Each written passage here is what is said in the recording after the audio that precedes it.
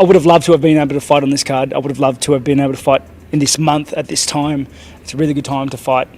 But it is what it is. Don't dwell on it too much. Did they come? They obviously UFC has some sort of designs on where they want me to fight and who they want me to fight. So I don't. Yeah, they weren't interested in just cramming a late replacement with me. So I don't know what is in store. Sure. And then I enjoy hard fights and especially if the guys are respectful for it. He seems like a upstanding fella. Upstanding guy. Upsetting guy. Yeah, well, he's just guy, yeah. he's what you see is what you get, you know, and you can respect that sort of bluntness. As for how the fight itself, it's a weird place. He's not even a ranked middleweight right now. There's a lot of guys in front of him, but then I'm in a funny position where I'm looking for a big fight. I'm just lurking at, you know, the border of Adesanya and PEREIRA, trying to get my hands on either one of them. So yeah, you know, I have to wait and see. We have to talk about it. Well, I assume you don't want to wait until the... It is what it is. If we can, I'm sure we can talk to the UFC. I'm sure the UFC will come to me at some point and put a name in front of me. And I am looking for May, which is a good time to fight, especially considering Adesanya and PEREIRA are already booked. Who I'm fighting is anybody's guess. But I am in the market. That's a good way to put it. Yeah, so we'll wait and see. 2 more MMA questions for you. You've got to expect that to have some sort of toll mentally on Adesanya, to have lost 3 times and then going into the 4th rematch. But in saying that, maybe it flips and now he has nothing to lose, because he already lost the worst way possible. He lost again, you know, after PEREIRA made his debut in MMA and has been chasing him that whole time. So maybe he comes in this next fight free, you know, of any sort of shoulder baggage. Also, not the champ changes things, but also.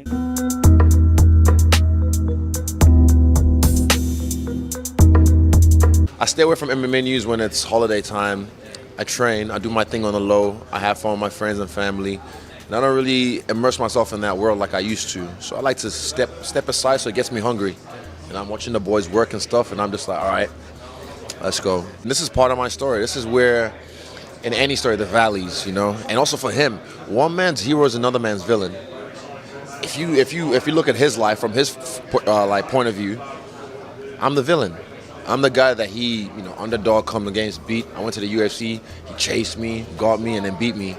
So this is my story now. This is my time for his story. I don't think after this next one, I don't want to, this camp, I'm just going to do my work, but I'm going to say less. I'm going to say less because I know exactly, he's got bragging rights.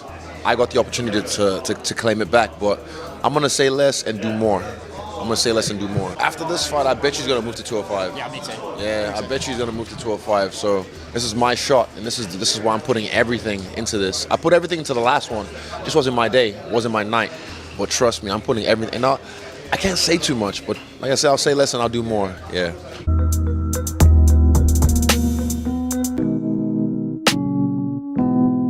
He can make some damage if he gets to connect a single punch, and so I'm gonna have to be really careful with him.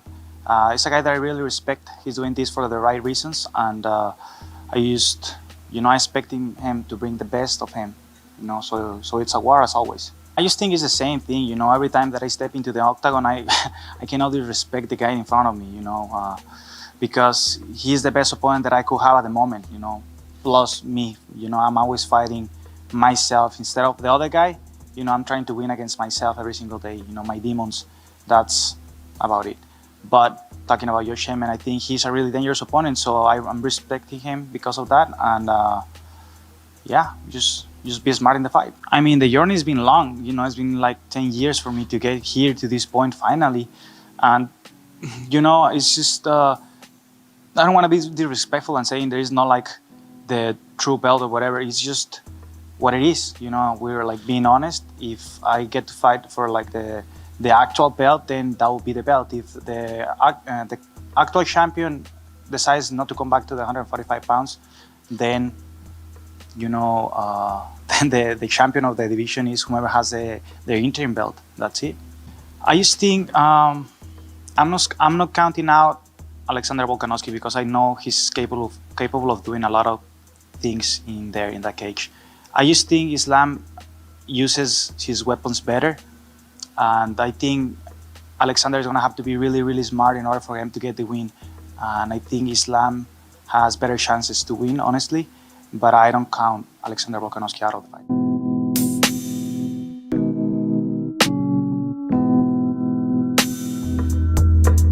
Усманом Ага, после боя. да. И вот что-то вы друг другу сказали, я думаю, что вы не подружились. Мы встретились там, он с Али был там в ресторане. Мы тоже там рядом сидели, они подошли. И Али зашел, он на улице стоял, там, знаешь, и он думал, что я буду наезжать, не знаю, что-то он, может, на улице просто стоял. Я стал не по кайфу, вышел, там, салам ему кинул, давай с нами присоединяйся, короче, ему сказал. И там поговорили. Ну, я тебя скоро размажу, не было такого? Зачем его размажет в ресторане, брат? Клетки размажем нормально. Я ему там сказал, ну, бои, а на улице мы все нормально. Ну, я и говорю, что скоро, типа, знаешь, скоро встретимся. Ну да, я сказал, скоро увидимся.